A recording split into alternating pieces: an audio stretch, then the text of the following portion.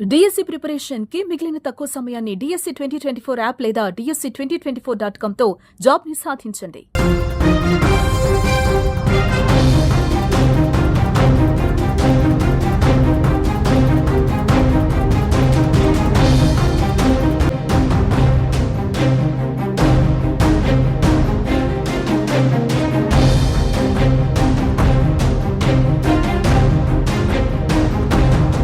జమ్మూ కశ్మీర్ లక్ష్యంగా ఉగ్రవాదులు మరో దాడికి స్కెచ్ వేసినట్టుగా తెలుస్తోంది.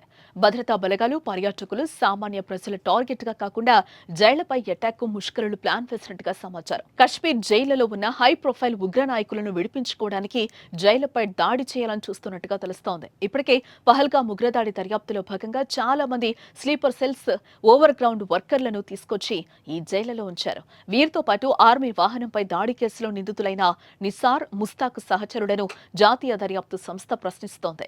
లష్కర్-ఏ-తోయిబా సంస్థతో ఉన్న సంబంధాలు, స్థానిక ఉగ్రవాదులు ఎవరెవరు పాక్ ఉగ్రవాదులకు సహకరిస్తున్నారు, ఎక్కడ తలదాచుకుంటున్నారనే కోణంలో ఎన్ఐఏ విచారణ జరిపింది.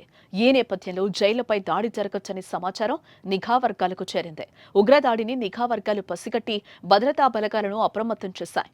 ఈ క్రమంలో Srinagar central jail, Kot Balwal jail, జమ్మూలోని జైళ్లకు భారీ ఎత్తున భద్రత కల్పించారు.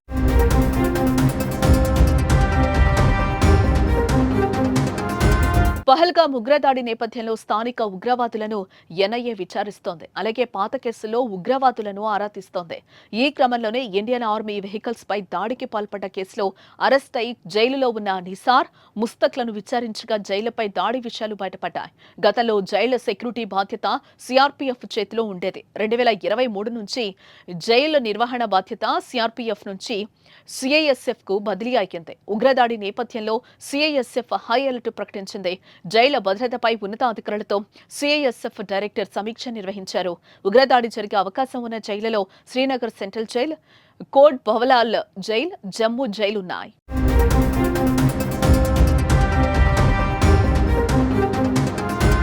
జమ్మూ కశ్మీర్లోని పూంచ్ జిల్లాలో సోమవారం భద్రతా దళాలు ముష్కరులు పనిన కుట్రను ఛేదించాయి.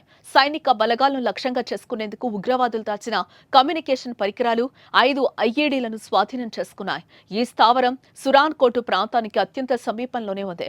భద్రతా దళాలు, జమ్మూ కశ్మీర్ పోలీసులు సంయుక్తంగా నిర్వహించే ఆపరేషన్లోనే ఈ స్థావరాన్ని గుర్తించి ధ్వంసం చేసినట్టుగా అధికారులు తెలిపారు.